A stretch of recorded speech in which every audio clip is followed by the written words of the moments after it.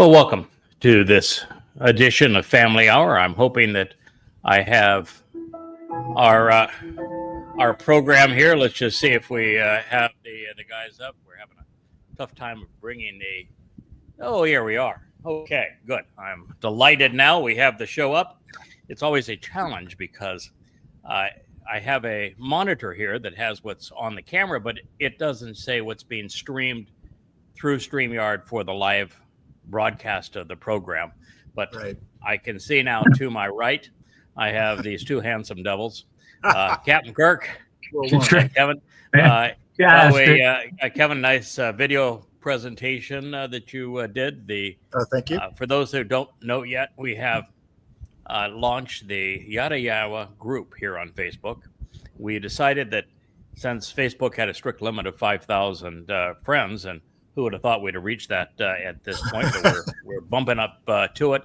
And so we've taken the Facebook site to what's called Professional, which gives us that number of friends, but an infinite number of potential followers, which will have more people be able to participate.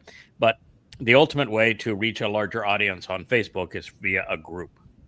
And so we started just 2 days ago, the group on Yada Yahowah and on Facebook, and I think we're up close to 100 participants. So that's a good start from nothing just a day ago.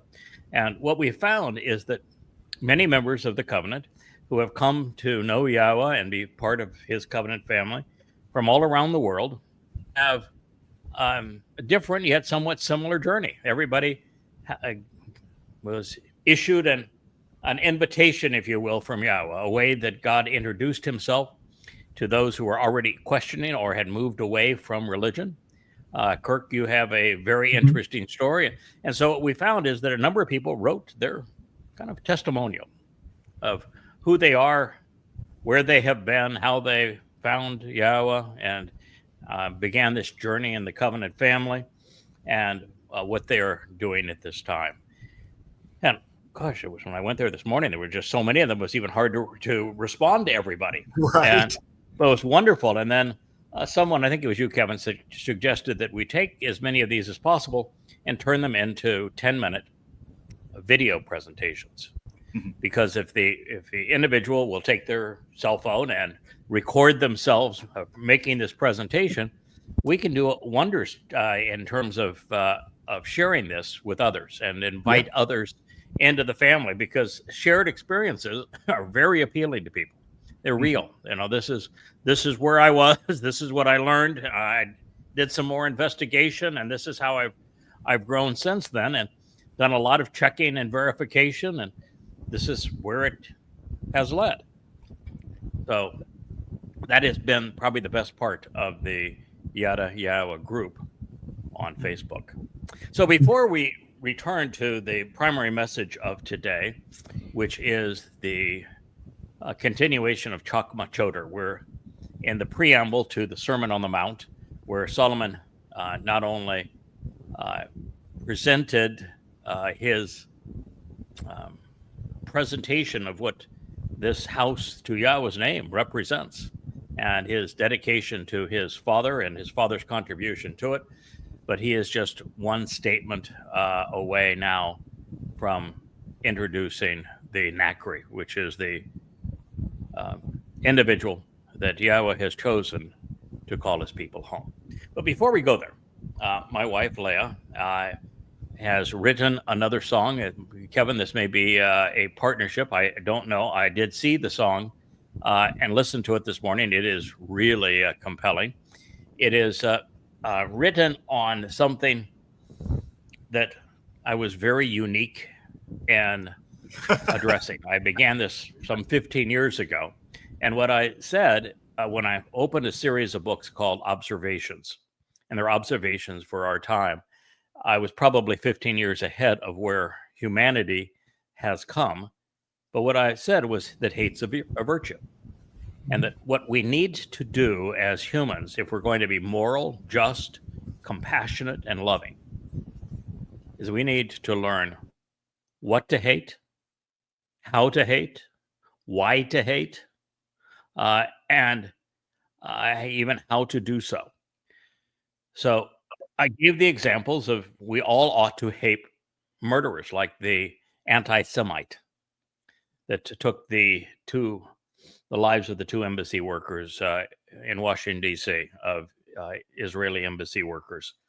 Such a lovely couple. And this idiot was so hopped up on progressive Marxist rhetoric that has metastasized into Jew hating and to rage and violence, all based upon demonizing the victims of genocide. I mean, they're so confused, so immoral, so ignorant, so irrational that we ought to hate that kind of thing, and we ought to hate the whole mantra of progressives that have been so responsible for this. As a matter of fact, one of the things that most people don't know is that the myth of Palestine is not just casual. It didn't just somehow emerge on the scene. It has really a very brief history. It was conceived in 133 CE by Hadrian, and he meant it to be a slur, to be nothing more than a way of imposing Rome's viciousness, that it wasn't enough for Rome to crucify hundreds of thousands of Jews and torture them to death. It wasn't enough for Rome to destroy Israel. For the third time that the Romans did this, wasn't enough for them to rob God's people. Hadrian wanted to insult them. He wanted to turn the Temple Mount into a shrine for his own divinity. And as part of his hideous immorality and rage and just disgust, he's the one who came up with the name Philistia, Palestine. And he did it because the only place that name is actually used is in the writings where we are told that the Philistines were invaders, they were foreign invaders, and they were ruthless terrorists. And that they became a formidable enemy for a while of Israel until David subdued them. And then after David subdued them, then they ran afoul of the Egyptians, the Assyrians, the Babylonians, the Macedonian Greeks, and finally done in at that time. I think there might have been a small regiment of them left over for the Romans to mop up, but they were so ruthless, so disgusting, that they couldn't even be enslaved. And so they were annihilated. So the name only is used as a slur to torment Jews. Well, because the British had been anti-Semites for a long time, they clung to the name. And so the British were the first to revive the name after 133 CE when Hadrian had used it. And the Brits had to know that when they revived the name, that they were doing something that was disgusting, that it was a slur. It's far worse than, to use Palestine is far worse than the N-word that, you never use today. Far worse than that. It's far worse than making your primary go-to verb an F-bomb. That's the level of what Palestine represents. So in the mid-1960s, a Marxist regime in the KGB in Russia met with a Muslim Brotherhood in Egypt with Nasser's blessing. And they took this scummy communist Muslim named Yasser Arafat, and they bequeathed him with a flag that just took the star off of Jordan's flag. And they decided that since they had failed in 2 wars against Israel, 1948, the War of Independence, they got collective Team Islam got their butts kicked by the neophyte Israel. And then in 1967, the combined thrust of all of the Islamic nations once again lost badly to Israel. In fact, the United States hadn't made the Israelis give up territory. Israel would now control all of the Sinai, would actually control Cairo, would control Damascus and almost all of Syria, as well as much of Lebanon. What a much better world it would have been. But unfortunately, the United States was belligerent at the time and forced Israel to withdraw. But that's when this myth of Palestine was, this slur was resurrected. And it was resurrected for a single purpose. And that purpose was to perpetrate genocide against Jews and to exterminate Israel. That is the entire purpose of Palestine. So if you say free Palestine, what you're saying is, I want to commit an act of anti-Semitism that is a slur against the Jewish people, and I want to annihilate them and eradicate Israel from the face of the earth. That is what Palestine means. That's all Palestine means. It has nothing beyond that. And if you don't hate that, because you're ignorant of it, because you're immoral, because you're a progressive, because you're a Muslim, then this song that Leah wrote is for you. Because any doctrine that would motivate people to scream free Palestine and then murder two beautiful Jewish, a man and a woman, to death because he is completely indoctrinated with Jewish hatred. In his case, the United Nations put out this farce that some 12,000 Jewish babies were about to die because Israel was perpetrating genocide. And it was a complete farce. They knew it was a farce. They've even retracted it since. But didn't stop progressives as the pimps of Islam from being enraged. And it led to blood on our streets. Now, that's why I said hate is a virtue. You need to hate these kinds of things and the doctrines that promote them. And you hate them not with bullets. You don't stoop to their level. You don't hate them with the knives. You don't hate them with fists or bombs. You hate them with words. You do what I have just done. You use words to expose the truth so that it embarrasses, so that it undermines those doctrines and institutions, political platitudes and religious myths that torment God's people. So, Leah, I think you're mic'd up. What is it that you would like to introduce and tell us about your song?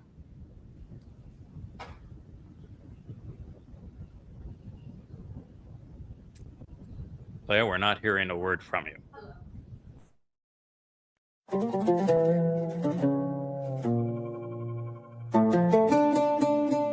Hate is a virtue.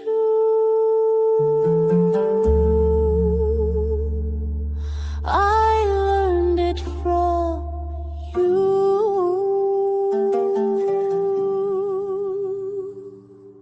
Crude counterfeits like Jesus or Jesus or whatever his name is. An Arabian warlord came along, singing his own tune. You have heard it before, but I'm Muhammad now. Say, hey, hey, hey, Mo, just who the hell you think you are? Oh, love can be blinding, and lies can be binding. On every street corner, in the midst of her is the whore. Religion, they bow to her and clasp hands with Babel. Hate shows the way, knowledge comes into play. Hey, hey, hey, that lie the rabbis tell cannot save.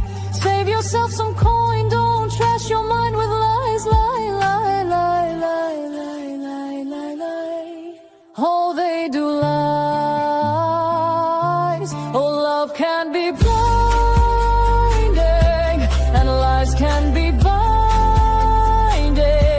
On every street corner, in the midst of her is the whore. Religion, they bow to her and clasp hands with Babel. To protect what's inside your liver and mind, don't trash it with lies like a rabbi does, or some guy screaming Allahu Akbar while stabbing a guy. Oh, love can be blinding, and lies can be binding. On every street corner, in the midst of her is the whore. Religion, they bow to her and clasp hands with Babel. So I'll rage against wrongs, against crowds of warped minds, break worshiping idols and stomping snakes, 'cause in the end, babe, hate is a virtue. Remember the name you lost in the sand.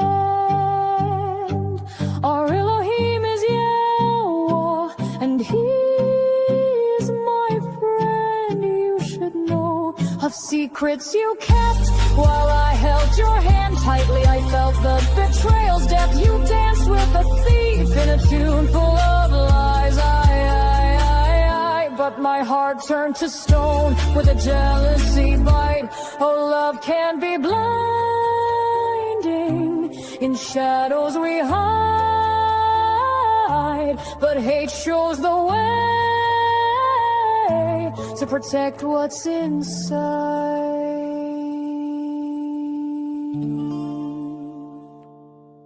I'll rage against wrongs, 'cause in the end, babe, hate is a virtue.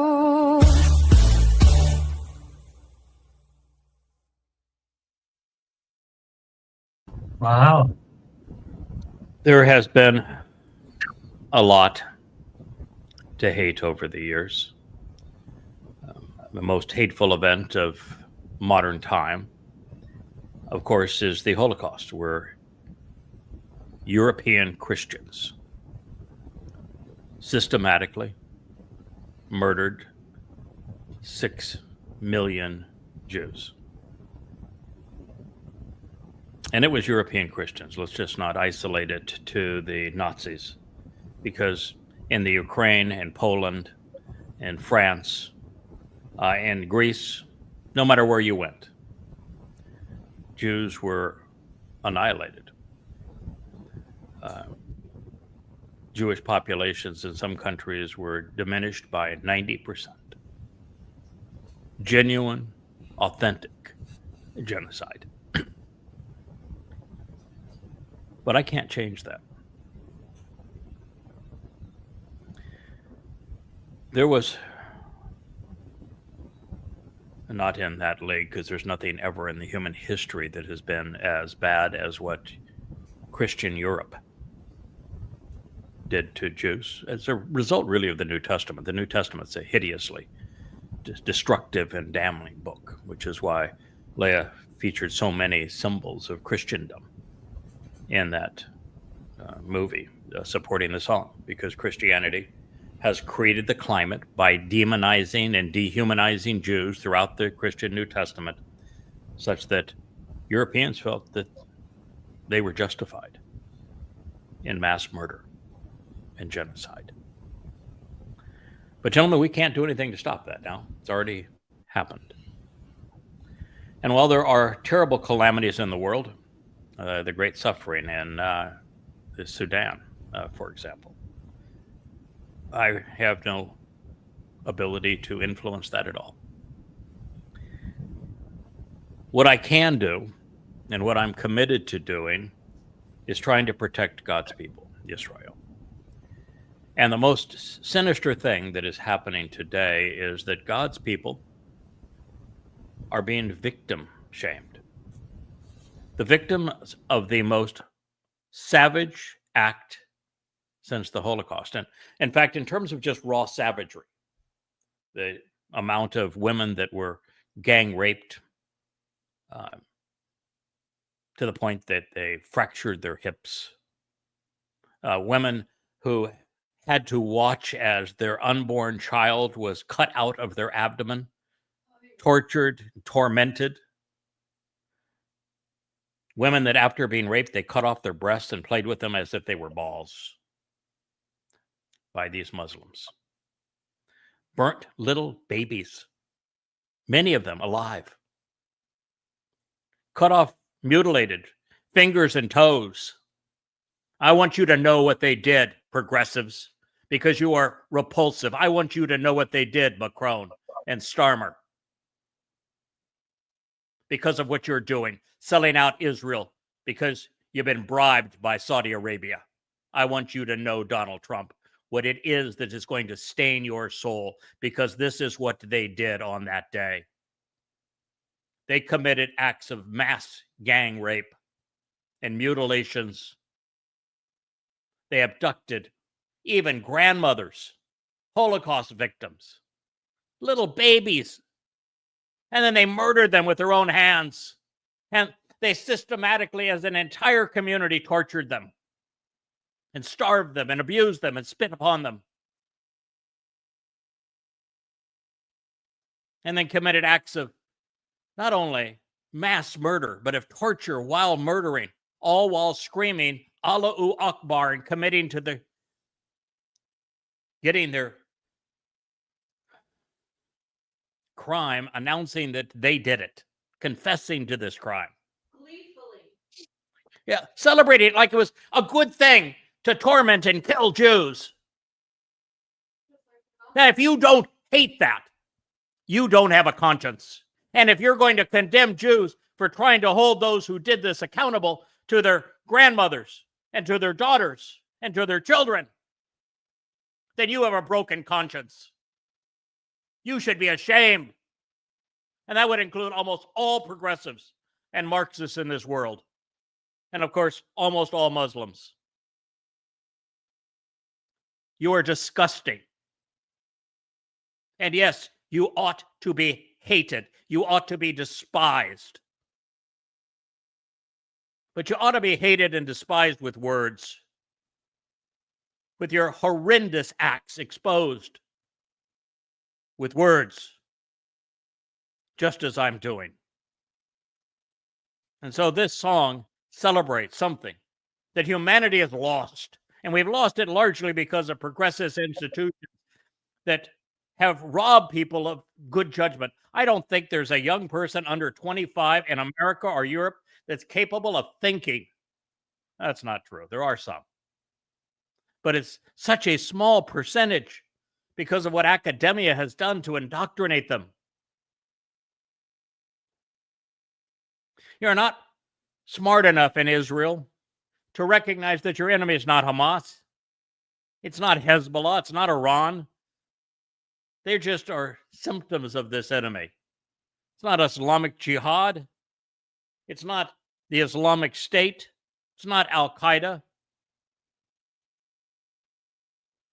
It's Islam. Islam is a declaration of war on all mankind. When Muhammad stumbled into Yathrib,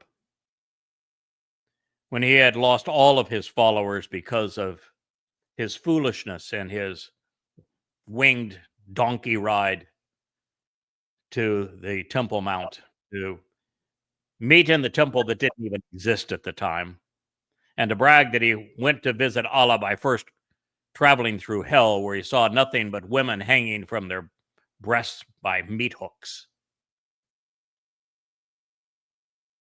And then he belted out the satanic verses, admitting that all of Allah's witnesses, all of Allah's messengers speak for Satan.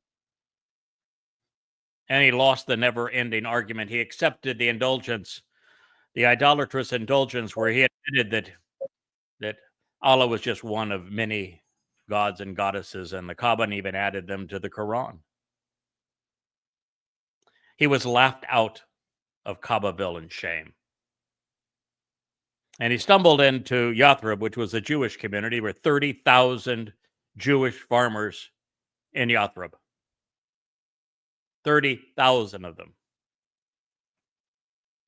Within 5 years, there would be none.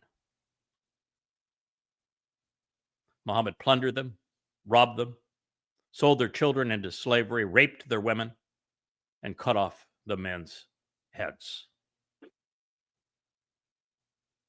This is the disgusting truth about Islam. Allah is an anti-Semite. And the Quran itself is nothing more than a cobbled together group of bastardized Jewish Talmud readings, all which Muhammad bought from rabbis and claimed that Allah gave him. And then when the rabbis mocked him for taking their stories, twisting them to the point that they were laughable, and claiming that Allah gave him what they sold him, the psychopath turned on the Jews and slaughtered them all. Now, if you don't know that, shame on you, Israel, because you're being tormented by them. You're being raped and robbed and abducted and tortured by them. Shame on you for not knowing that your enemy is Islam.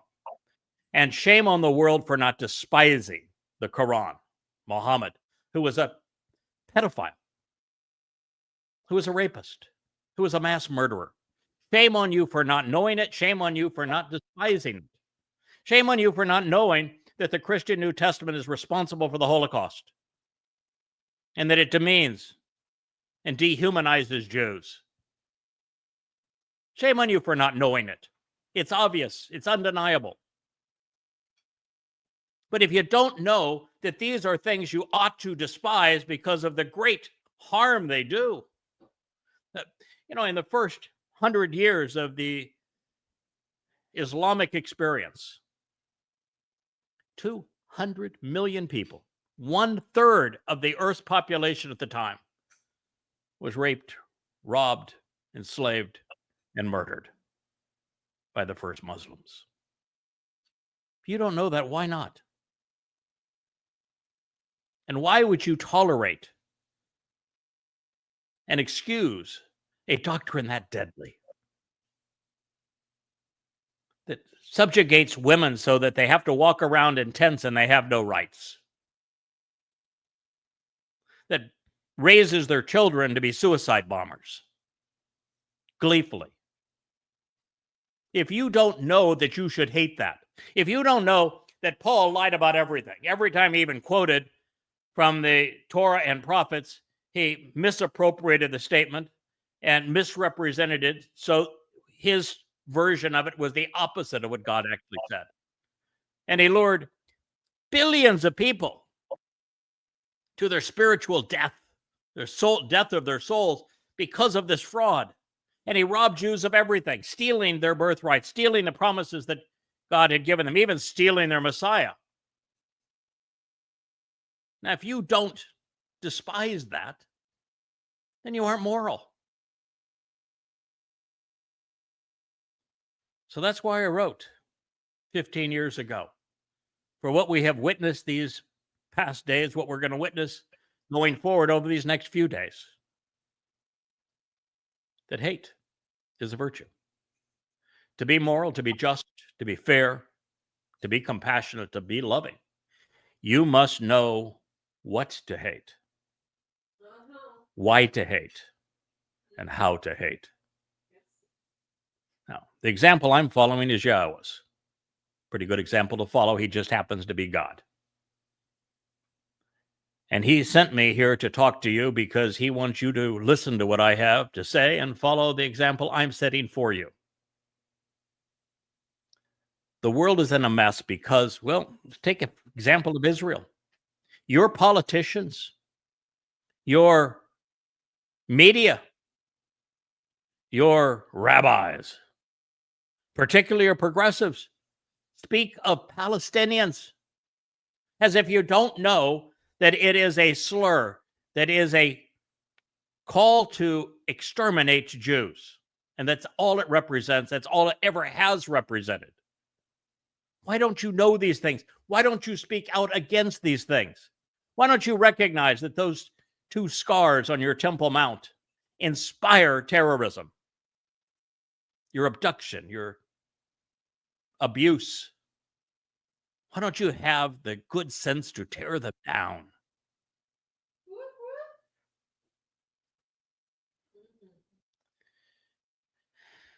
Well, that's why I wrote Hate's a Virtue. And I brought the topic back up not too long ago, and a place that I also think needs to be despised. It's not just progressives that should be despised, not just Muslims, for what they have done to God's people, for them taking the victims of genocide and accusing them falsely of it, and demeaning and dehumanizing them, trying to rob them of a state, a place to live. So they're back to the conditions of the Holocaust, where you can have your way with them because they've got no place else to go. So Muslims and your progressive pimps, you're despicable. Donald Trump and the MAGAs for betraying Israel. Same is true for you. But I've got something else that is a beef. X. X is the place where hatred of Jews festers. It is the place where the progressive that murdered the 2 Jewish embassy workers posted his mantra just before killing Jews. It's the place where the Marxist organization that he had belonged to that very day promoted hatred of Jews in Israel. It's the place where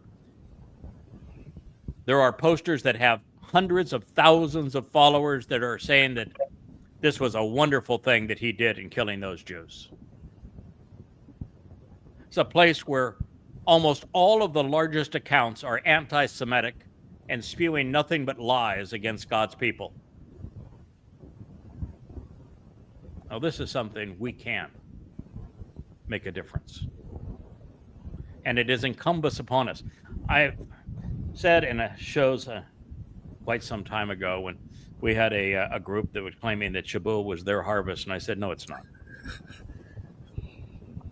If you are not walking with Israel, if you don't have Israel's back, if your primary concern isn't God's people, then you're not participating in any one of the mikra. They aren't for you. They're all to bring God's people home, and those who walk with and sojourn and support and care about and defend God's people. Now I want to have one other foe. I have mentioned that Christianity, because of its anti-Semitic New Testament, and Islam, because it is a death cult beginning with Jews, but it's a death cult that aims to perpetrate genocide on all humankind. The 8th Surah says that all Muslims must die killing for Allah. No one left. And I've singled out progressives as being the gas that has been poured on top of these fires. And we also have called out X for being the place that promotes them. X is complicit now in the murder of Jews and the elimination of Israel. It has no conscience. But there is another foe of Israel, and it was throughout that song that my wife produced, and that was rabbis. You may not know this, Israel, but rabbis created Judaism by robbing you of your Messiah, the Son of God, the Savior, as well as of Yahweh's name. You were disassociated from Yahweh because of their purposeful malfeasance. They know God's name. They just erased it from your life. They know the Messiah. He's Dod. They know that he is the Son of God, but they deny it. They know that all of the prophets and the Mizmor are written to tell us that Dod came in 33 CE, year 4000 Yah, to fulfill Chakmah, and that he fulfilled Chakmah, Pesach, as the Passover lamb by having Romans crucify him, and he wrote about crucifixion 1,000 years before he endured it and 700 years before crucifixion even existed. And he told Daniel the exact day that he would do so, 700 years in advance. And rabbis robbed you of all of this, the fulfillment of Pesach, Matzah, and Bikurim, eternal life, perfection, and adoption into God's family. They stole this from you by foisting their own false Messiah, Bar Kokhba, the son of a star, from which you get that six-pointed star that you rally around. They robbed you of your soul. But they did more than that. Paul was a rabbi. He was trained by rabbis, and only because of his rabbinical attitude that man's words are better than God's words, and his knowledge of the prophets, that he could pilfer verses that had some commonality with a few words, even knowing they said exactly the opposite of what he wanted to say. The skill to do that, the cleverness to do that, is all through his rabbinical teaching. He's actually the first person to ever use the term rabbi to describe himself. And so it was rabbis that are responsible for the first 14 letters in the Christian New Testament, and the gospel according to Paul, which is Mark, the gospel according to Paul redo, which is Luke, and the book of Paul's life, which is Acts. All of that is a direct result of rabbinical malfeasance, where Paul created and deliberately did this through identity theft, a crude counterfeit of David, the actual Messiah, the Son of God, our Savior and the returning King. Rabbis not only enabled him to do it, when he did it, there wasn't a single rabbi that stood up and said, wait a minute, you're playing with fire here. The Messiah, the Son of God, the Savior who came to fulfill Passover, his name is David. He's the returning King. He told us he was going to do it this exact date, but not one of them. They created both of those religions, but they also created Islam. It was rabbis in Yathrib that sold Muhammad Talmud readings. He took some of them wholesale into the Quran, and others he took snippets of them and twisted them to suit his situation, and then claimed they came from Allah. And without that, the Quran is nothing more than a terrorist manifesto. It does not pass as a religion. It only has the veneer of a religion because of what the rabbis did, trying to make a buck. Rabbis not only stole Jewish souls through rabbinical Judaism with their false Messiah and Bar Kokhba, and how Rabbi Akiba foisted this war against Hadrian that caused the diaspora, such that you had to endure the Holocaust. And he's the father of rabbinic Judaism. So there is another villain that we must speak out against if we're going to save and protect God's people.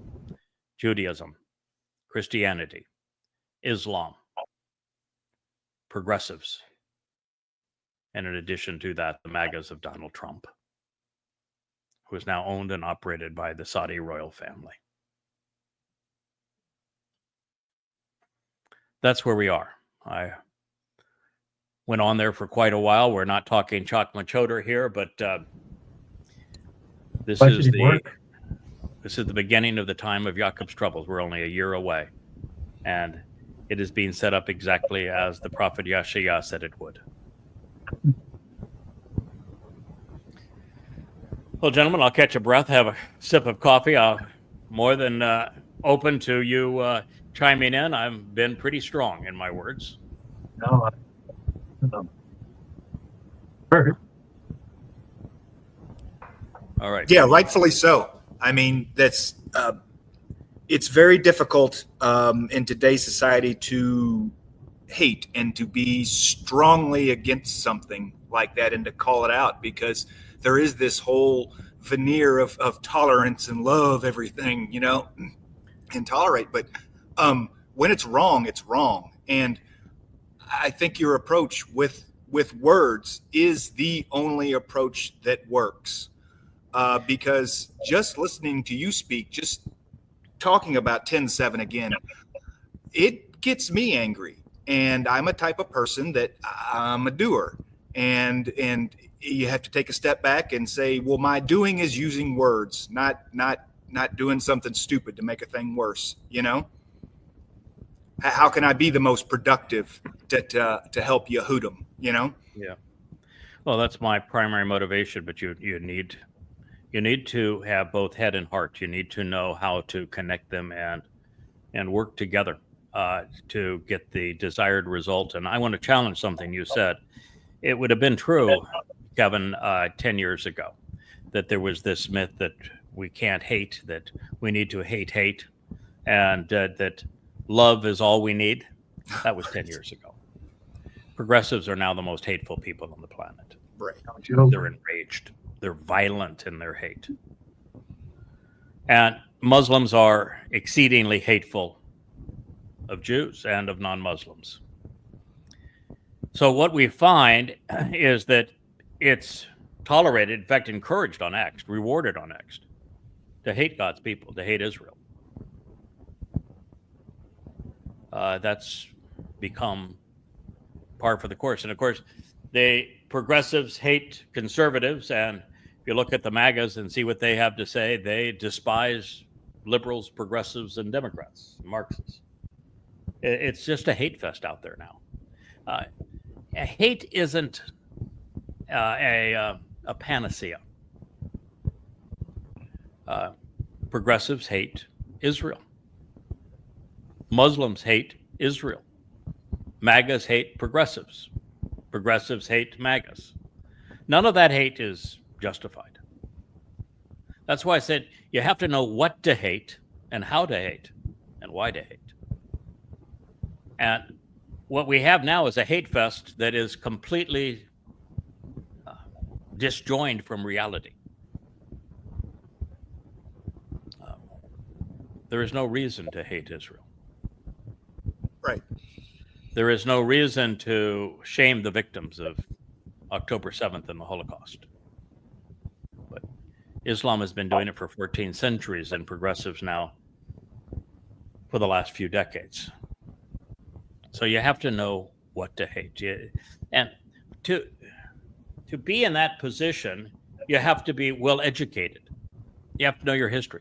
For example, most people are unaware that Palestine exists as a Marxist Muslim ploy to annihilate Israel. That's its only purpose. It was conceived as a slur and terrorist tactic for that purpose alone. And if you don't know that, if you're not moved by that, then shame on you. It means you're just ignorant about an issue that is, well, it's going to start World War III. So it's going to cost you, if you're like most people, it's going to cost you your life. That's what ignorance is going to cost you. I hear so many people rant against Russia for invading Ukraine, and they demonize Putin when he's just ignorant. You don't know that the United States started this war 17 years ago, back with George W. Bush, deliberately, purposefully using Ukraine to kill Russians. And the evidence is overwhelming all along the process, and people don't know it. And so they're just completely ignorant of it, and they haven't any idea that the only way to solve this terrible carnage is to stop arming the Ukrainians and to stop the encroachment of NATO. And yet Europeans and Americans want to do just the opposite. It's pathetic. I mean, we're a world of morons. And when a moron hates, bad things happen. The people that need to explore what is wrong and condemn it effectively are the people who are thoughtful, who are well educated. And unfortunately, there's just very few people now that retain the ability to exercise good judgment. Most people have totally dysfunctional consciences. And we're about to witness a Neville Chamberlain moment.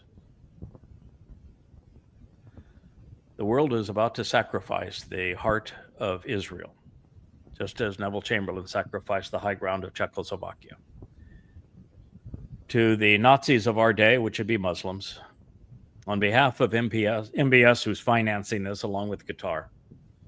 And they're not doing it because they care about Palestinians. They cared about Palestinians. They have plenty of land and plenty of money. They would take the so-called Palestinians, the Gazan Muslims, the West Bank Muslims, and they would have given them all the land and all the money and all the housing and everything they could possibly need. But it has nothing to do with them. They despise them. Every place they have gone, these malcontent Muslims have been destructive. So they know who they are. They don't want them. They don't care for them. But they want them to be destructive as a weapon against Israel because their Quran demonizes Jews. And so this is what they're foisting on the world. And they don't want, trust me, they have no interest in two states. The state of slur against Jews, Palestine, only exists as a weapon because it points right in the heart of Israel, making the country, as the prophet Yeshaya said, indefensible, so they can impose Islamic apartheid and genocide from Pakistan to Morocco. All right, let's return to Devarim HaYomim, 2 Chronicles 6:31. Therefore, they will come to respect and revere you. Solomon is the speaker. This is the initial Sermon on the Mount.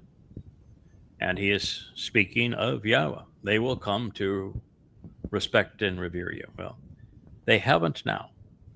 Jews rejected Yahweh during the Exodus. It got so bad that Moses says, this is an impossible job.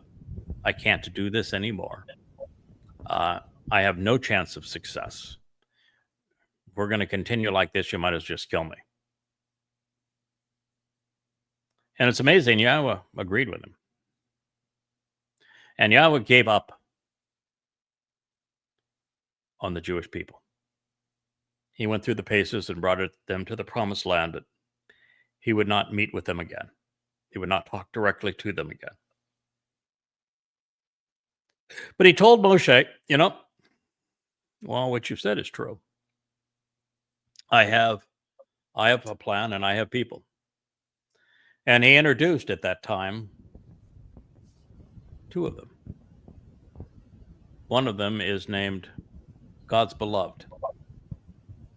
You ever heard of a fellow named God's Beloved? Yes, indeed. Dude. And the other one was the friend and supporter of the beloved Dowd. I know him really well too. Me too. And he says at a different time, as a part of this journey, they're the ones who are going to speak for me. And so we're going to resolve this problem of a wayward sheep, not through you, Moshe. You're going to go through the paces. We're going to deliver them to the doorstep of the promised land. And then you're retired. I'm going to pursue the final restoration of my people through these 2. This number's 11. It's one of the most powerful, appropriate, pertinent prophecies of our time, and we will share it in due time. And it is finally, because of the work of the final Zeroah, of this Nakri that Solomon is about to introduce, that Yah's people are finally going to get it. And it's probably impassioned pleas like I gave them at the beginning of this program that will cause some Jews to get over themselves. They are the most hard-headed, stubborn, recalcitrant, embittered people on earth. God has literally says, I want nothing to do with you. I'm divorcing you. You are no longer my children. And it's going to take a very, very long time before we resolve that. And it's all about Shub. You're going to have to return to me before I return to you. And because there was not a single Yehud, not a single Yisraelite, through whom Yahweh could work for the period of 2,500 years, he chose a Goy, this observant foreigner, the Nakri. And his job is to get God's people to listen again. That's why I've written these 35 books that sit behind me. Fellas, it's why you're here. It's why we do what we do. And we realize that we are dealing with an audience that was so tough, God himself could not break through your thick skulls. You told him to go away and to shut up. You didn't want to see him or hear from him again. That was really stupid. And then you erased his name. And then you denied his beloved son, Dowd. And you've continued all the while to be religious when God hates religion. So this is where we are. Their time will come, though, and we're fast approaching it, when there will be a remnant of Yisrael that will come to respect and revere Yahweh. And they will finally, largely because of what God has done through us, they're going to walk in Yahweh's ways all the days that they live from that point forward. Upon the presence of the earth, which will be for 1,000 years on the earth before we are released to explore the universe. In this earth, this land that Adamah, it's a para, Adamah, bloody red earth that you gave to our fathers. Well, far fewer than 1 in a million have walked in Yahweh's ways, even up to this point. I would be surprised amongst the 8 billion people that inhabit our planet, even with 8 billion smartphones, all of which can access YAHOWAH.com and read every book for free and listen to the hundreds of hours that we now have of the Yahowah blog and these programs on their smartphone, on their tablets, on their desktop, on their computers, on their televisions. I'd be surprised if there were 8,000 among 8 billion. And that's 1 in a million. That's what Yahweh wrote in the second statement he etched in stone. He said there would be thousands that would receive the benefits of his covenant by closely examining, carefully considering those conditions. Literally, thousands amongst billions is 1 in a million. I think there will be 8,000 by this time next year. And I think there will be another 7,000 by Towrah, 8 years from now. And I'm hoping that there are 700,000 between all of those that Yahweh brings to Yisrael. Kirk, you're going to be riding shotgun on the white spiritual chariot, and Kevin, you're going to be singing the song as you travel the world in 12 hours to bring God's people home. And I'm hoping that there's 700,000 on that day. We'll see. Our job is to convey the message, to do so as intelligently, as accurately, as passionately, as enthusiastically, completely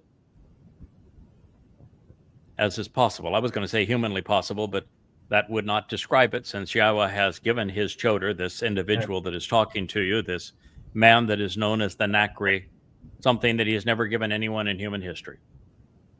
7 Ruach, 7 spirits. So that he would know what he's talking about, and so that he'd have the conviction to tell you about it.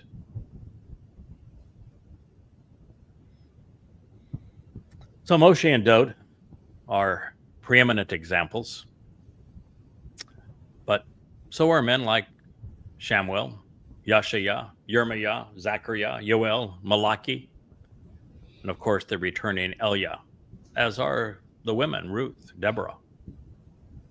This, however, of Israelites who finally return and embrace Yahweh, well, that's going to change when the surviving remnant of God's people capitalize upon the Nakri's Teruah sacrifice and the Messiah's Kippurim homecoming to participate in the Sukkah return to the Garden of Eden. Now, this is going to be the last chance to come clean. For many of you, listening to this program will be the last chance. Yeah, time is fleeting. You know, the time of Yaakov's troubles, 2 out of every 3 Jews will die, and Goyim around the world, you're not going to fare that well. We'll have worldwide economic collapse. We're going to have nuclear war. And there's going to be millions of jihadists that ransack Jews in Israel on the next version of 10.7. So, since there is no downside and only upside, empowerment, enrichment, enablement, love, emancipation. By embracing the terms and conditions of the covenant, capitalizing on the Moed Mikre that bring us here, now would be a better time than later, particularly since there may not be many tomorrows for you if you don't. So the last chance to come clean, to walk to Yahweh, to inherit the benefits of the covenant, are approaching. Tabuah harvest is just 12 months away. And so to encourage Israel to capitalize on this literally once-in-a-lifetime opportunity, Shlomo prophetically pronounces that there will be another co-worker in addition to his father, Daud. One who will follow, however, in his father's footsteps. He will be devoted to him, his herald. 40 years shy of 3 millennia from this pronouncement, a Nakri, an observant foreigner, Daud's and Yashayah's Choter, a man from Edom, according to Yashayah, will walk out of the pages of the Torah and of the prophets into the lives of God's people. And in these words, we find the prophecy that was alluded to in Zechariah, which is why we began there. And well, we will return to Zechariah once this is completed. It makes it particularly pertinent to this occasion. Do you recall what Zechariah said that brought us to this, fellas? It's a tough, I mean, it really is a tough question.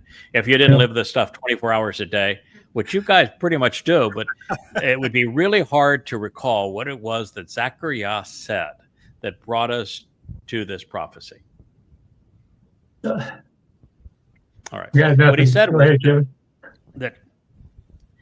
that those who are going to return to him and that are going to benefit from all that God has to say will be those who listen to what the prophets said during the time that Yahweh's house was being set upon its foundations and being built and developed. And there were only 3 prophets at that time. Mm-hmm. Nathan speaking to Daud about who builds houses and who lives in them and who's going to return as king. 2 Samuel 7, recall that? Mm-hmm. Then there is the Yahweh serving as his own prophet. And the Song of Daud, the 89th Mizmor, the most magnificent and important piece of literature ever written. And it's the reason why we did that whole series, the Daud Song, where that was dedicated as the cornerstone of the house bearing Yahweh's name, this covenant, a home called the Temple, on the Temple Mount, and 968 BCE. It is literally the foundation of it.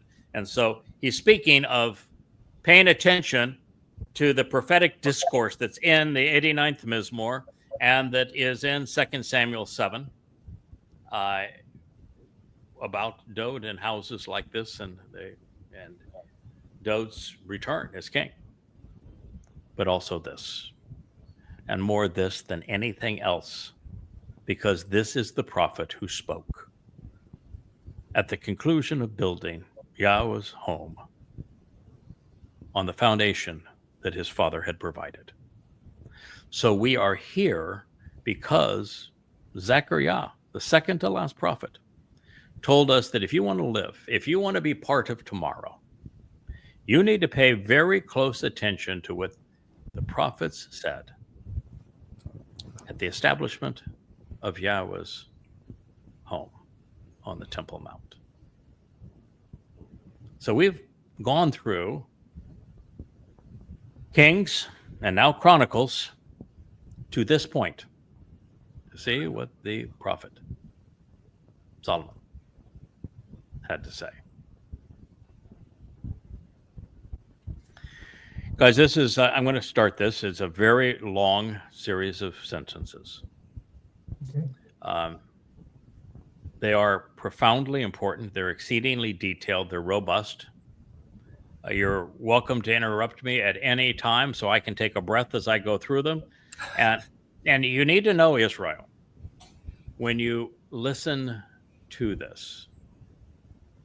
that there's no one in human history that it can pertain to other than myself. And so when I share this with you, it is with a tremendous sense of humility. I'm not bragging. I would have done anything to have remained anonymous. I wrote for the first 10 years everything that is in these books. Yada Yahowah Yada was my pen name. I wanted to stay anonymous. It is this passage and the statements regarding the Choter in Yeshaya 11 that ended that, because I had made a commitment that was vastly more important than my own anonymity. Mm-hmm. And what that was, fellas, we're going to go where the words lead. Right. Oh, yeah. If this is where the words lead, this is where we're going. And this is where the words led. So as you hear these words, you're listening to the fulfillment of this prophecy. I was thinking about that as I delivered this soliloquy on hate as we began this program. I am very cautious every time I turn on these lights. We start this camera, we ignite this microphone, and I speak to you, that I recognize the great responsibility that comes as a result of what follows. And it is a great responsibility, one that I take very seriously, committing every waking hour to this, and I have done that now for 24 years as I speak to you these words. Moreover, this is why, in addition and finally, truly and in conjunction with all of this, regarding someone else, ha-nakri, the observant and discerning, especially responsive foreigner from a different ethnicity and geographic location who will come to understand this nakri.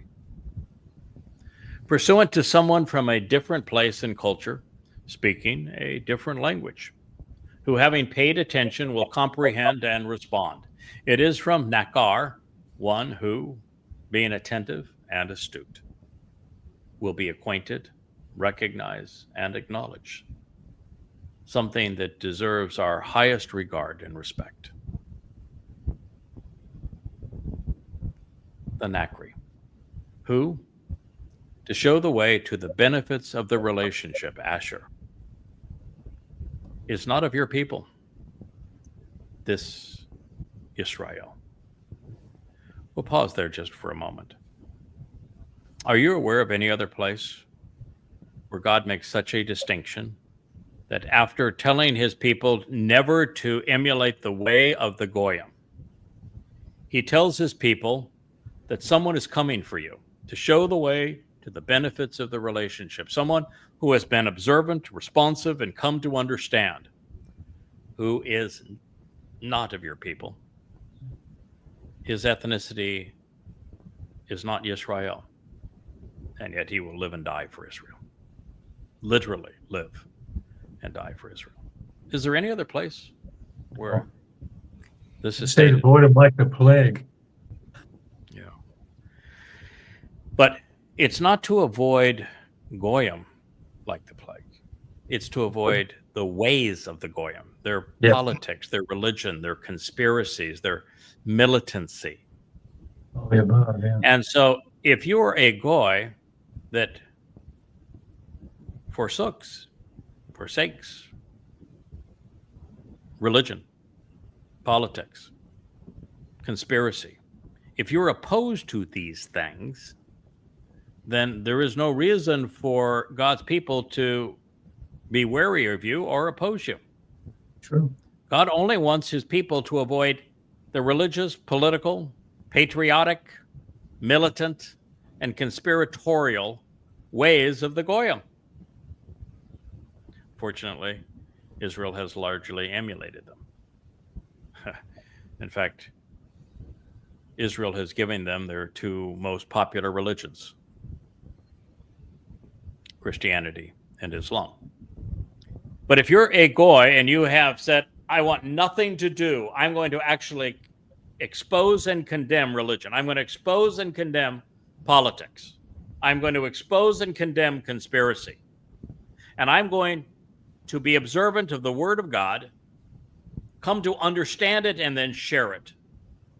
Then you are to be embraced according to this statement from Yahweh. So let's read that again, and then we'll go to the next statement. Moreover, this is why, wagam, besides and in addition, finally, truly, and in conjunction with all of this, regarding someone else, he's just been speaking of Yahweh and Dod. Those are the only two people he's spoken of so far. In addition to Yahweh and Dod, obviously in conjunction with Yahweh and Dod, because Gam means also, in addition to them. Regarding this other individual, this observant and discerning, especially responsive foreigner from a different ethnicity and geographic location, who will come to understand the Nakri, who, to show the way to the benefits of the relationship, Asher, is not of your people, lo men, ata, this Yisrael, you. Wabo. He will come. He will actually arrive at a moment in time. He will come, go, and return. All for the harvest. Call perfect, third person, masculine singular. One of these individuals. He is male. Call, that means take this literally. This is authentic, it's genuine. Perfect, it's going to happen at a point in time. So he will come. He will arrive at a moment in time. He will also come, go, and return from a distant country after a long interval of time. Men eretz rakok, from being alienated to profoundly close in an association in the distant future, for the express purpose of being a witness and of voicing answers, lama'an, for the sake of an explicit intent of testifying and providing insights in response to this would be Yahweh's, vitally important, gadol, empowering, and tremendously valuable, expansive, growth-enabling Shem. God's name, his proper designation, reputation, and renown. And your influence as your hand, as an effective troubadour for trumpets, a prepared and capable person willing to engage in battle, who is resolute, unwavering, chazak, an empowered person who is proficient, a bit loud, very intense, sometimes even harsh, overtly direct, often overempowering, and always steadfast and firm when devoted to encouraging and restoring. Are you giggling in the background there, Kirk? No, I had something in my throat. Sorry. I'm giggling. No, that was funny. But it's right true. on the mark. It's true. Got your number. Yeah. When God comes to inspiring the prophets who speak for him, he's got their number. He's really good at this prophecy stuff. Yeah, boy. And as your Zeroah,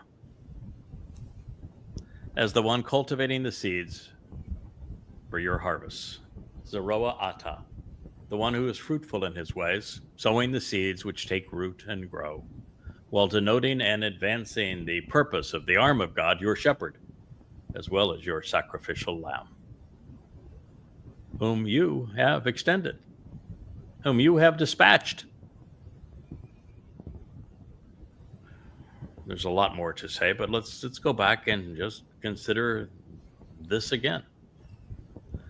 So this Nachri, God says he's going to come, he's going to go, he's going to return. He's going to arrive from a distant country after a long interval of time. Well, I'd say 3,000 years would be a reasonably long interview of time. And if you're going to go from Israel, I would say the west coast of America, which is where Yahweh found me. That's a very long way from Israel. So we can check those boxes. For the express purpose of being a witness and voicing answers regarding your vitally important name. Lama'an is a word that speaks of providing a witness, providing answers, being a student who learns and then teaches. And the first thing that I did that I think was of vital importance is that I discovered the proper pronunciation of Yahweh's name. Kirk, you were with me back in those days. You remember how I did that? Yeah. Well, you used the words around it. Like he starts out with Haya. We talked about all the one common words that have always been agreed upon, that shalom and so forth. Yes. I mean, that's a pretty good clue. Yep. Yeah, Yahweh begins by saying that his name is based on Haya. Haya explains 3 of the 4 letters in Yahweh's name, Haya. So we know that it's Yah, and we know that the concluding He is also Ah. So that's 3 of the 4 letters. That only leaves 1 to be discerned. And what is the single most repeated word among Jews? Hello. Shalom. Yeah. All right. And the O sound in Shalom, where does that come from? It's from the Wah. O-W. Wah. It's the Wah.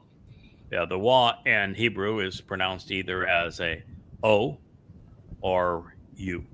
And the overwhelming percentage of the time, about 90% of the time, it's pronounced as O, as in Shalom. The book that Yahweh was revealing to Moshe, where he conveyed that Yahweh is his one and only name for all time, all places, and the only way that he wanted to be remembered is as Yahweh. What is the name of that book? Torah. Torah. Torah. And where do we get the O sound from Torah? Same place. Yeah, the same place, the Wah. Wah. So I began there, and then I looked at every word used in the Torah, prophets, and Psalms. Every single one of them. And I laid them all out with their pronunciation. And based upon this realization, it became very obvious that the Hebrew alphabet was composed of 22 letters, of which 5 are vowels, open mouth sounds, and 17 are consonants. The Yod, the Wah, and the He are all vowels. Yahweh's name is comprised of 4 vowels. And those vowels are pronounced throughout the thousands of words that comprise the Torah and the prophets and the Mizmor Psalms. It wasn't difficult. But it did. I spent 2 weeks at it, and I was very systematic, and I've shared the result in An Introduction to God, Volume 1. I was the first person to correctly deduce the pronunciation of Yahweh's name in 2,500 years, and then proved it. So God started where I started. You know, I wrote down, while we studied today, I wrote down the things that first encountered after I met you, or not met you, but physically, but after I encountered your book and started reading. And the first thing I wrote down is because it's the truth and order, is you did Yahweh's name, which just blew me away. The mitzvah, tablet of stones were really big, high on the list at the time. You already started talking about a timeline of when things would happen. The Moed Mikra, and then later Dode. And those were so, I got tons, but those were so huge there was no turning back. There's nothing else. There's nowhere to go. This is true, provable, beyond a shadow of a doubt. Because I was a big prophecy nut when I met you. You know, I said, wow, this just clued me in on everything. I thought, well, it obviously did. We've got to keep going and keep going and keep going. It's infinite, but wow. And so this speaks to me as much as anything in this thing. Just wow. Yeah. Kirk, in the process of doing this, Mhm. I did several things that had never been done before. It's not just explaining that this is the proper pronunciation of Yahweh's name and telling people why. But I invented an entirely different way to present Yahweh's testimony in an Yes. amplified translation of bold letters for the core meaning, and then inside of a parenthetical, the Hebrew word in the most generic form so that you can look it up in any one of 20 or 30 different Hebrew English dictionaries or lexicons. Mhm. So you can validate the accuracy of that translation. No one ever done that before. And if it was complicated, in the next paragraph or in the previous paragraph, I would introduce the word and say, here are your options. This is why Yeah. I've come to this conclusion. So, And yes. you could then go through that process to validate it for yourself. No one had ever done that before. And then if I were going to make a claim, like something such as there are 3 destinations for human souls. Yes. They can live forever with God in Shamayim. They can exist forever separated from God in Sheol, which is akin to a black hole, reduced to a single dimension, which is time. Or their souls simply cease to exist, so that there is no punishment, no reward for those that don't know God, but didn't take an active role in misleading people away from him or abuse his people.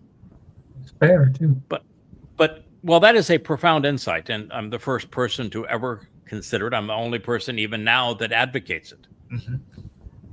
But that's important to have determined something like that, because it's the number one reason why agnostics and atheists push away from God, is they say that the religions that say love me or worship me or whatever, or I'm going to send you to hell, that deity would have to be sadistic. And it's true.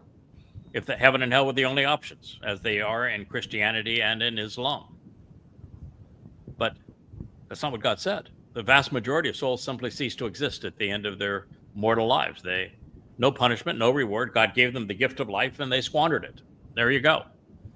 But it's not just that I determined this as the first person in human history to do so 23 years ago. But I proved it. Systematically showed how God has described all 3 of these faiths. And that's true with everything we've come to know about Yahowah. For example, Rabbinic Judaism celebrates Pesach for 7 days, and they call Pesach the day they were liberated from Egypt. But that's not true. Never got out. Matzah is the celebration of 7 days. Pesach is just the first day of Matzah. And it is on Matzah that you're separated from the constraints of religion and politics. Where on Passover, it's about extending your life, but it's having a really lovely meal. And they didn't leave Mitzrayim on Passover. They left Mitzrayim, crucibles of human religious and political oppression, on Matzah. But it's one thing to determine that, and that's profound. It's another thing to prove it. And to have these books here, which are a written testament to the evidence, to support thousands of profound insights along the way.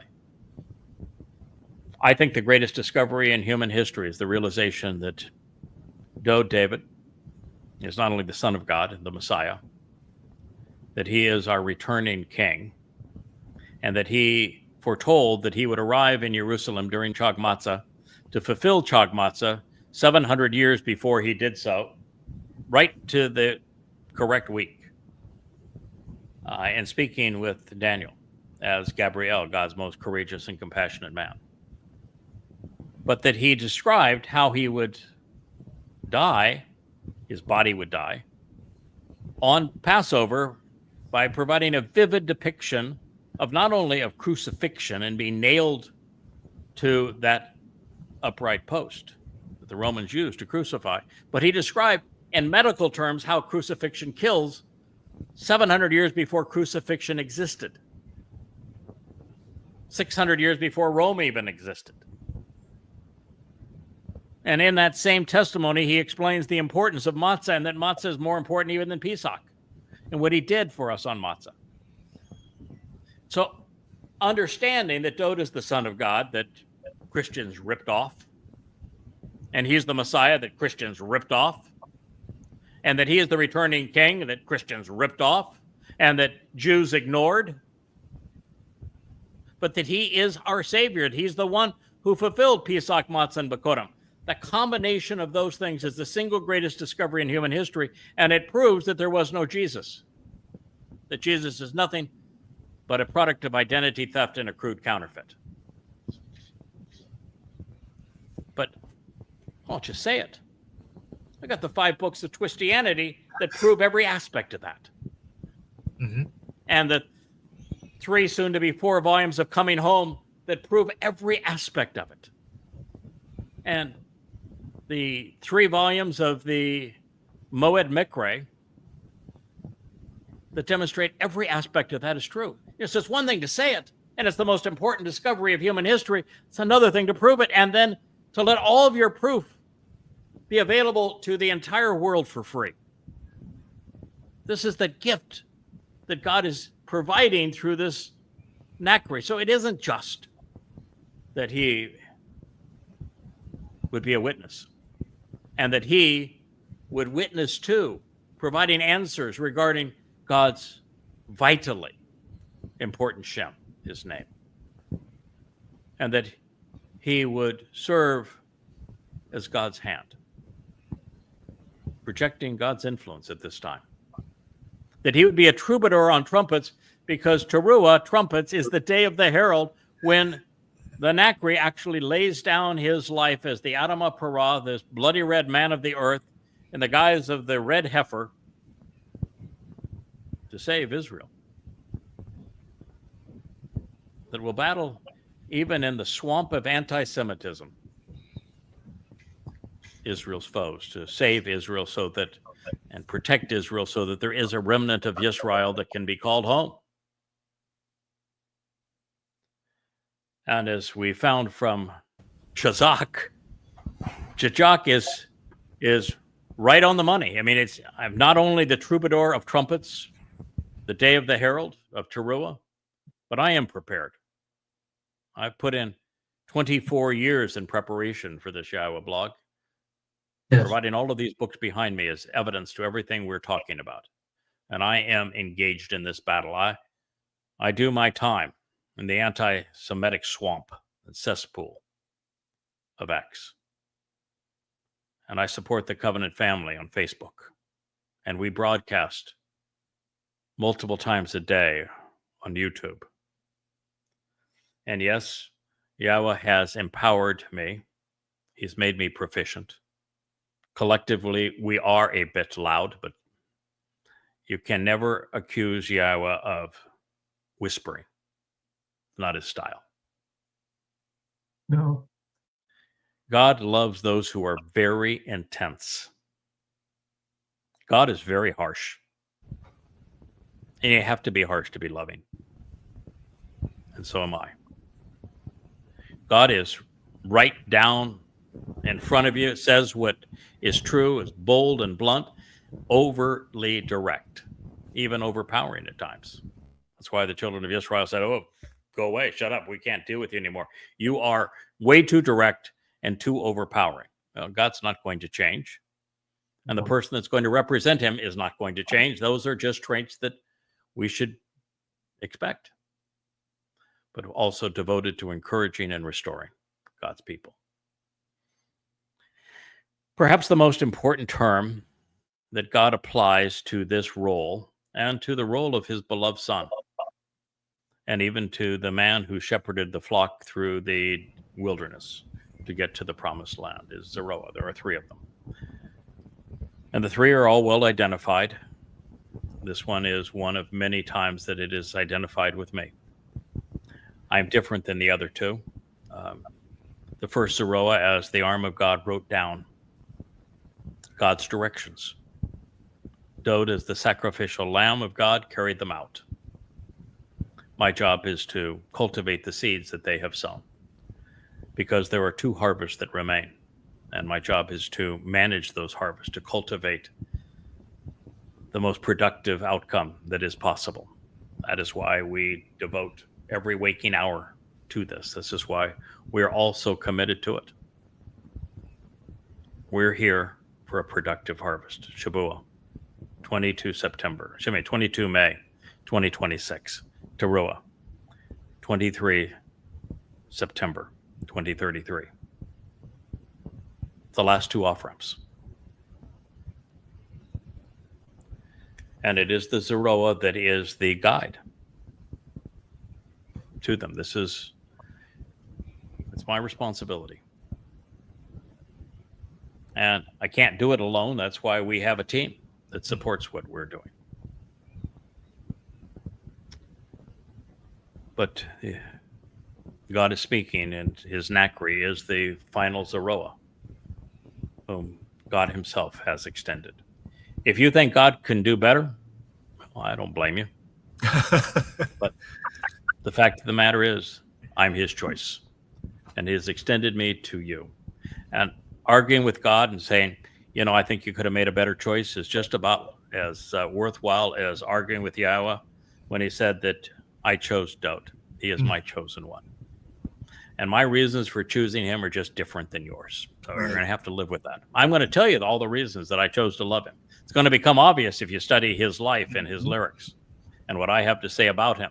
If you read what I wrote about him in the 89th Mizmor, you'll get it, why I chose him, why I love him, why we are father and son. And when I don't claim to be anywhere near Dode, he is the sun, I am but the moon. And while he is the king and I am simply his herald, the fact of the matter is, like everyone who has a role in God's story, we were chosen by him.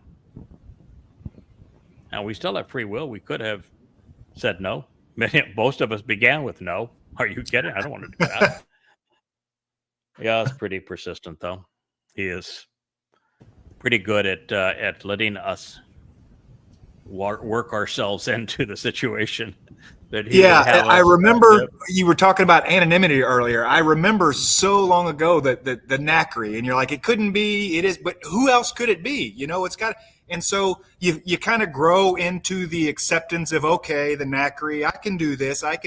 And then a little later on, and Choter, okay, and a little later on, okay, who are the three to Zeroah, and okay, this is getting serious now, Yes. and then Adam of Parah, and it's like, hold on, hold on there. Signed up for that, right? Yeah.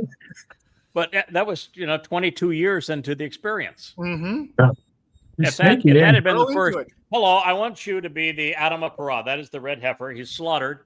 And not just slaughtered, he's beaten to death by the corporeal manifestation of Satan, who really hates your guts. That is going to make quite the spectacle of savagely beating you to death. And it's going to be in front of the whole world. It's going to be on the Temple Mount. But not to worry, I've got the great funeral set up for you. Eliah's going to officiate it. I'm going to light the fires. I'm going to release the waters. We're going to bring all the remnant of Israel into Jerusalem so they can all witness this. It's going to be the greatest show on earth. You're just going to love it. So what was that part again about? Wait a minute. Go back. Being sacrificed and beaten to death by Satan? Mm-hmm. You want to run that by me again? Why didn't you tell me that at the beginning? No, don't leave with that. Yes, we grow in our relationship with God. Yeah. As a parent, I was a sea captain. I was an airline transport pilot. And I was an entrepreneur that took 3 businesses public. When my children were 5 years old, I didn't spend much time teaching them how to fly, nor how to Right. chart the seas, Mm-hmm. or how to fund and run a business. It was way beyond where they were at the time. Right. Yahowah and I began simply. And he says, we're going to work together. We're going to learn to trust one another. We're going to grow together. And eventually I'm going to layer on one bit of understanding after another until you reach a point where you've been the first person now to put the whole picture together. And you will see yourself in this picture, the roles that you play. And then we're going to turn on the cameras and we're going to take advantage of something that didn't even exist when you started. And you're going to share this message, my son's message, with the whole world. You grow into the role. God gets you what you need to make it happen. Absolutely. And there's even times where you read where even the greatest among Yahowah's prophets failed. And Bob Midbar, Numbers 11. Mm-hmm. It's riveting. Moshe had a meltdown. He gave up. He says, I can't do it. And I'm reading these words and I realize I'm not going to let that happen to me. I don't care what is thrown in my way. We're going to see this through. We're going to get this done. We're going to get to the finish line. Yahowah deserves it. Dode deserves it. God's people deserve it. We're going to see this thing through. I realize it's a tough audience, but we're going to get every day with a smile, and we're going to go right back at it. And that's the attitude you got to take. Mm-hmm. And you get your batteries charged because, well, I can tell you, fellas, that I did talk radio for 5 years on a syndicated program called Shattering Myths, 3 hours a day, 5 days a week, and I've done blogs for almost 20 years, and I did 10,000 talk radio interviews on every syndicated talk radio show on earth. For the first 5 years, I did this 10,000 hours. People writing about my interviews on Coast to Coast. I was the first person ever to do 3 hours on Coast to Coast 3 different times. And one of the things that is true about all of that is I could not listen to myself. Mm-hmm. Never was able to listen to a single recorded show. I didn't like the sound of my voice. I didn't like my delivery. I just was uncomfortable with what I was. I didn't think I was effective. I didn't think I was good enough. But when Yahowah said, I want you to go one step further, you're now going to set up studios in your home. You're going to buy the best cameras, lighting systems, the best microphones, servers, computers. You're going to learn how to do a vlog, young man, and we're going to have the Yahowah blog. And now I do this 2 and 3 times a day, all live streamed. There are no edits of any kind. What you see is what I'm delivering. We're doing this raw. And every night, sometime around 7:30, 8 o'clock, I'll sit down in front of a television in the living room, and I'll turn on the 2 or 3 shows we did that day. And not only can I watch them, I'm mesmerized by them. I'm saying, this is really good. It's genuine. It's real. The message is powerful. The information is unlike anything that anyone has ever shared with God's people before. That's fascinating. And the same guy, when he was younger, quicker, smarter, more articulate, that I couldn't listen to, that's become this person that I think is creating the most insightful, powerful, transformative blogs in the world today didn't happen independently. When Yahowah asked me to do it, he said, we will do it together. And we have. And it's powerful, transformative, empowering, emancipating, enriching on the single most important subject in the universe: how to survive this life, be part of God's family, to live forevermore, to be enriched and empowered by God, inheriting all that he has to give.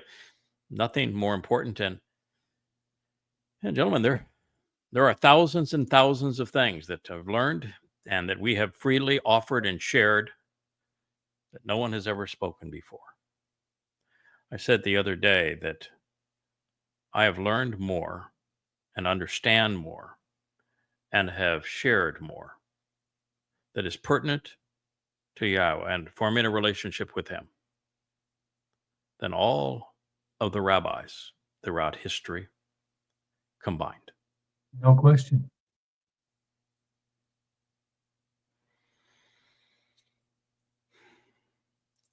This continues.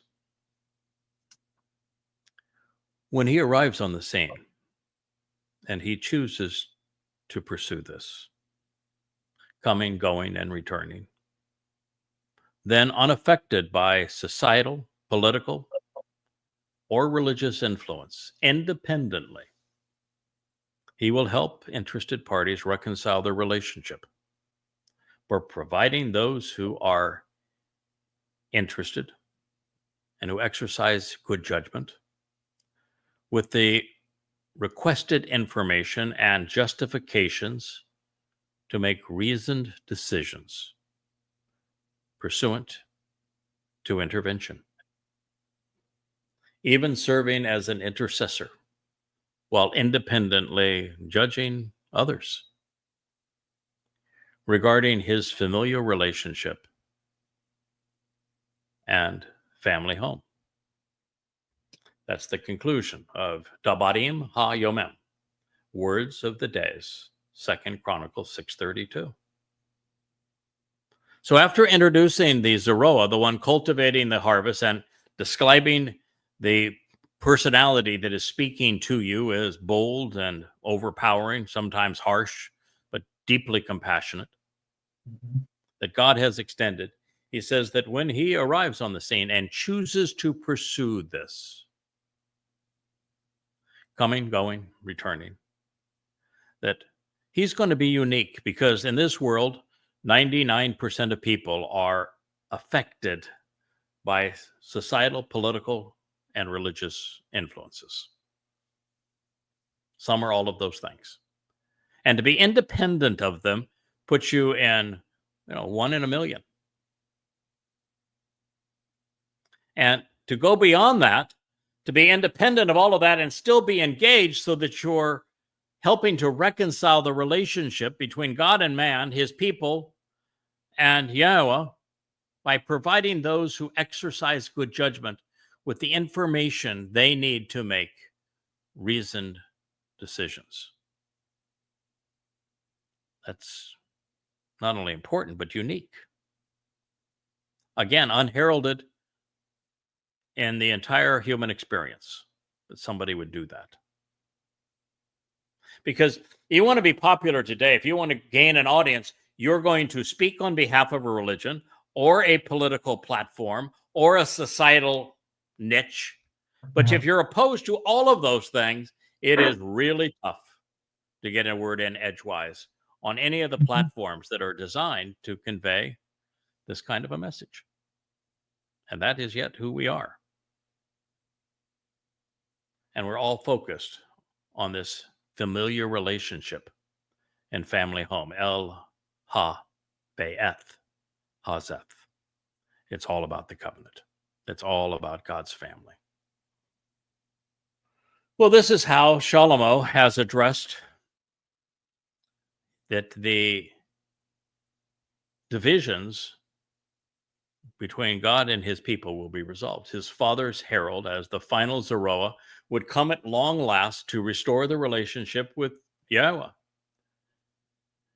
And because of the Nachri, this observant foreigner who functions as a Zeroah, one cultivating the seeds of the harvest, he is serving as Kol, the voice of God, in advance of Yahweh's return. Now, from this prophetic pronouncement, we know that Gam, beyond all of this, that surely there would be someone else, a Nachri, an observant foreigner who would be discerning and responsible, who will Asher show the way to the benefits of the relationship, that he's going to be a goy. Allah, men, ata Yisrael, not be among your people, when addressing Yisrael. And yet he is totally and completely devoted to Israel. In fact, he defines what Israel means, to engage and endure with God. Well, that's pretty astonishing in its own right, because this is the only time in the prophets, in the Torah, or in the writings that Yahweh distinguishes a foreigner in this way. Now, because it is so exceptional, after 3 affirmations that the Nachri is a foreigner and not a Israelite, God adds a 4th, telling his people that he is going to come from an Eretz Rakok, a distant time and place. He will even transition from being alienated, like the rest of Yisrael, to being integrated in a profound way. There is even the inference with that the Nachri will arrive, leave, Shabbat, and then return as one of the 2 witnesses in 2030, which is exactly what's going to occur. Now, as a former Christian who had disavowed the religion, I was called on Teruah, and I'm going to serve until Shabuah, when I will leave, but I'm going to return in advance of the final harvest of Teruah to serve Yisrael in all of these ways. And therefore, there is one person in human history to which all of this could apply. And of course, that's where it gets particularly interesting, because the Nachri is slated to do what I alone have done: reintroduce Yisrael to Ha Gadol Shem, the exceedingly important, tremendously valuable, and empowering nature of Yahweh's personal and proper name. That has been my Lama'an, primary purpose as a witness. It is the explicit intent of these books, all of which are written under the name Yada Yahowah. God deploys those who work with him as an extension of his Yad hand, as a way to extend his influence. And while that is fairly common, Ha-Chazak is not. It speaks of someone who is resolutely determined, prepared, and ready to engage, who is particularly unwavering, and who can be influential, who is an empowered individual whom God finds remarkably competent and capable. At least he makes him come across that way. And of course, he is a bit loud, intense, sometimes harsh, typically direct, often overpowering, always steadfast, noted for being firm, especially when encouraging and restoring God's people. With Ha-Shazak, he is the one directly associated with the responsibility of being the troubadour for trumpets, and therefore the herald of Teruah. And this conclusion comes with a pair of important insights. First, Isaiah 17, when addressing this same Zeroah, one cultivating the Teruah ingathering, the prophet reveals that he will be as forceful and as protective as a stick when lashing out this time, as an unrelenting, sharp, rocky crag, and as strong as a bull when protecting the mortal remnant of Yisrael. These are traits that Yahweh has instilled and will display. Second, after Yahweh states in Yirmiyah 31 that he drew the children of Israel out of being persecuted, of them being abused in Mitzrayim, the crucibles of religious oppression, with a chazak hand, he notes that the final exodus, this one from Babel, and the intermixing of truth and lies to confound would be different from the initial exodus from Mitzrayim, the crucibles of religious and political oppression, because he wouldn't be this chazak overbearing next time, because he's out of here. He says, I'm leaving it to the Nakri. It's his responsibility now to be unrelenting prior to God's return. And in this realization, should be noted that Dod was also called Shazak. Since Israel said, we don't want to hear from you again, we'd want to see you again, best thing that God can do is represent himself through persona with attributes that convey his nature. Chazak is in Yahweh's nature. He's a father with a firm hand. The Nakri observant foreigner is one of three Zeroah. This is a title that is afforded to Moshe, Dod, and to Yada. And in that this Lama'an witness case, the final Zeroah, the one cultivating the seeds sown for Yahweh's harvest, Shabu and Towrah, this is the purpose for which he has been Nata extended. Well, in this context, we're reminded that the Nakri will arrive on the scene to pursue these things, coming, going, and returning, as we cycle through the Moedim, particularly prior to the return of our King. In a time when 99% of people are swayed by societal customs, politics, religion, conspiracy, and patriotism, he's going to be the outlier who is unaffected by these things. The very things that define the lives and the thinking of others. But that does not mean that he will be disengaged. On the contrary, he's going to independently help interested parties reconcile their relationship with Yahweh, doing so by providing those who are interested with the information they need to exercise good judgment, make reasoned decisions pursuant to his intervention. Now, Solomon's follow-on pronouncement is equally identifying, fellas, and it is riveting. It's pertinent to our time. He tells Israelis living at this moment the following. When you hear this, as if coming out of the heavens of the sky, listen to what comes from the spiritual realm. Wa'ata shama min ha shamaim. You should continually listen to what is out of the heavens from the cloud, within the location where you live, no matter where you are, from your dwelling place, so that you are properly established and endure in your life. Then engage and act accordingly,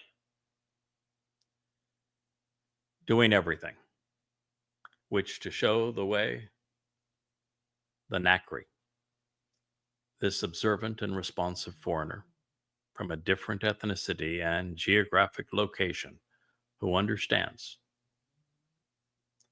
has proclaimed, inviting you to read and in summoning you. He calls out to you to meet, announcing to you by reading out loud and reciting the pronouncement for you to be called out for the express purpose of serving as a witness, a teacher who provides answers such that all people of the earth will have a genuine and ongoing opportunity to become familiar with Yada, to know, to acknowledge, to accept, and to understand your name. Coming to respect and revere what pertains to you simultaneously along with your people, Israel. And also, so that they may know, acknowledge, accept, and appreciate Yada. Because truthfully, for your name, for your Shem, he is designated and called, he is invited and welcomed, he is summoned to read and to recite about what has been written concerning the house and the family, which to reveal the correct path to walk, to give life meaning, I have built. Dabarim ha yomel. I was just going to say, in the context of who's saying this and what time he's saying it in, this is the most phenomenal thing. I mean, this is Solomon. It's like a while back when he says, when you return, they were all there. I mean, they must have anybody who really listened must have shook their head saying, huh? But wow. It's one of thousands. I know, but of historic events that Yahweh shares with us that the audience at the time had absolutely no concept whatsoever. Yeah. If you look at what I'm translating now, Numbers 11, Moshe didn't understand it. Children of Israel didn't understand it. Yosha ben Nun, his successor, did not understand it. It was for us to understand. God is expert at using a historical narrative to provide a prophetic teaching that is pertinent when it is finally time to understand it. That time is now.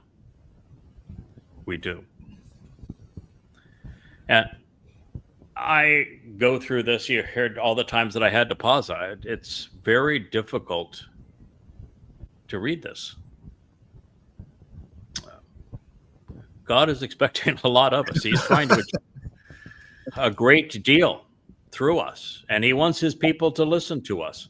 And they're not going to listen unless we are thoughtful, intelligent, prepared, educated, reasonable, rational, consistent, bold.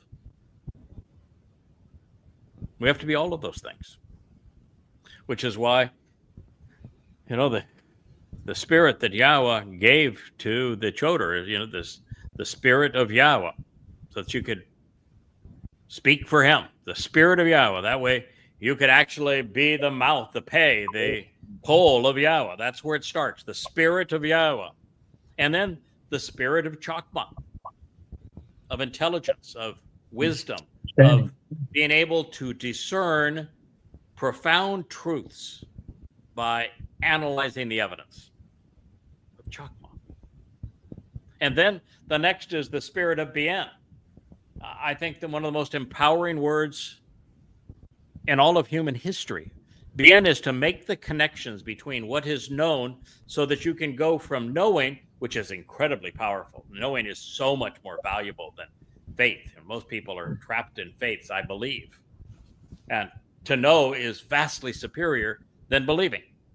But there's something vastly, infinitely more powerful than knowing.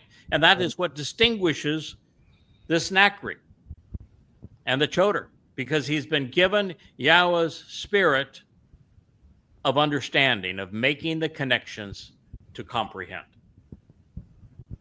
And God said he's been given the spirit of Etzah, this ability to provide counsel on the entire picture from beginning to end. Something that no one else has put together and presented in its entirety.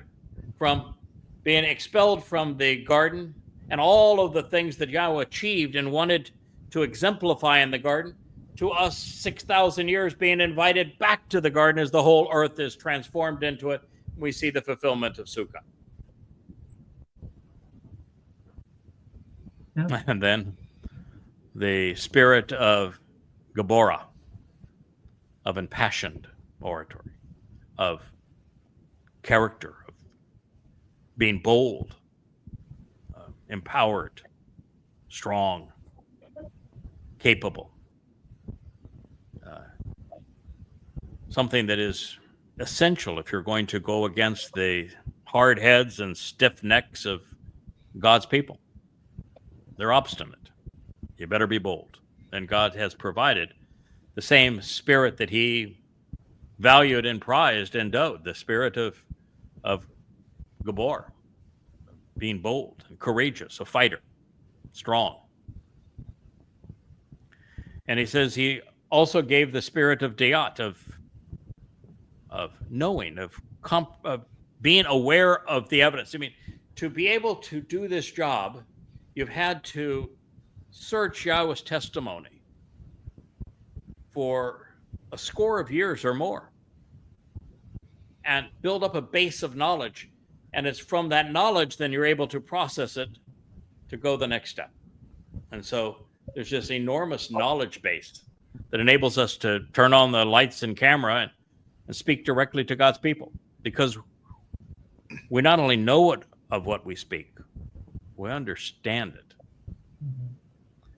And then the concluding spirit that the Choter was given is the spirit of respect and reverence for Yahweh.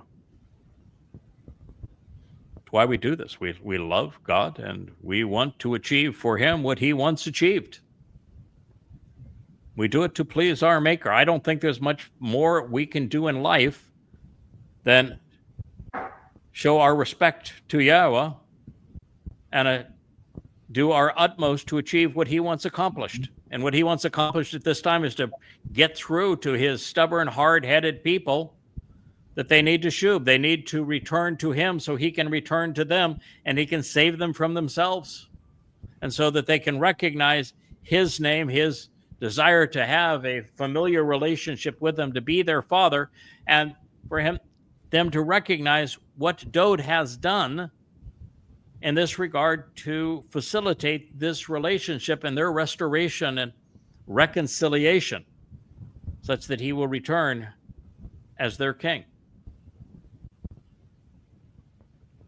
This is what we have been empowered and enabled and equipped to do. So, gentlemen, I don't know how to end on anything more profound than A good one. Chronicles 6:33. I'll read it one last time, and we'll say good night and give Yahweh the last word in this case. When you hear this, as if it were coming out of the heavens, like from a cloud, through satellite internet, Amazing. listen to what comes from the spiritual realm.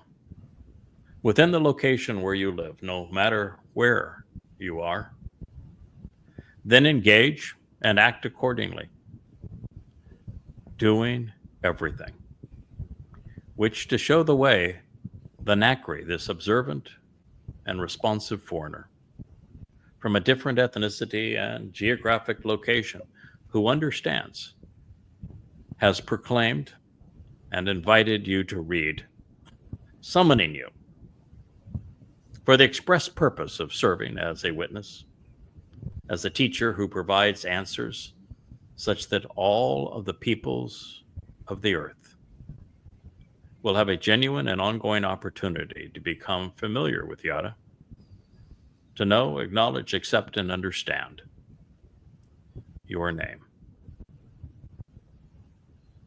Coming to respect and revere everything that pertains to you, doing so simultaneously with your people, Israel,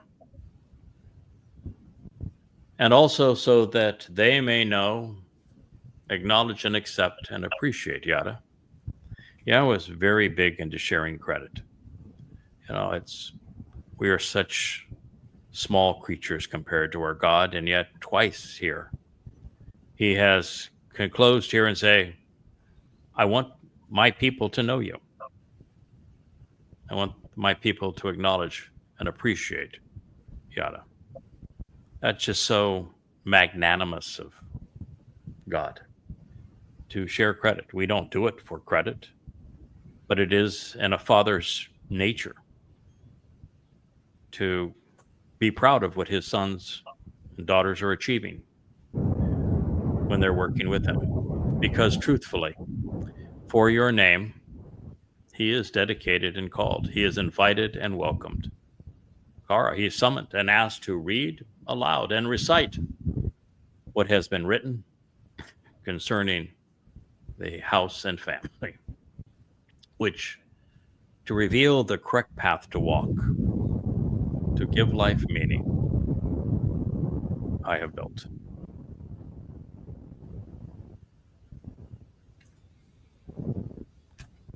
It's the most pertinent, most powerful, most exacting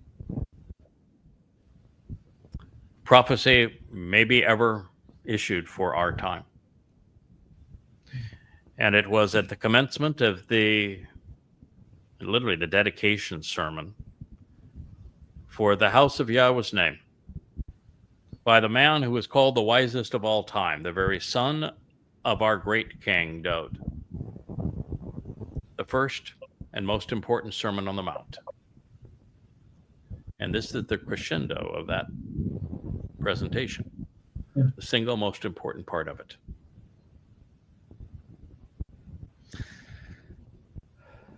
Well, thank you. It's been a emotional show, a cerebral show. It's been a bold proclamation of profound truths.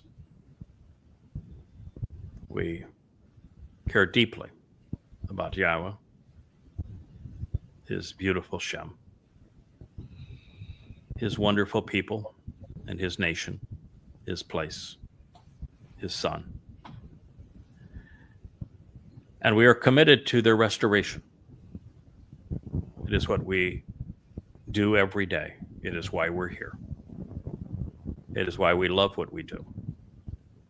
And we will prevail. So thank you. Happy Shabbat to one and all. Gentlemen, Kevin, Burke, thank you so much for being part of this. And I want to thank my wife for that marvelous song that speaks so powerfully to this time, Very good. where it is the only way to properly protect God's people in a world that has come crashing down upon them. Yep. Thank you. Good night. Happy Good night. Shabbat. Shalom, y'all. Night, Kevin. Hey, Kurt, Shabbat Shalom.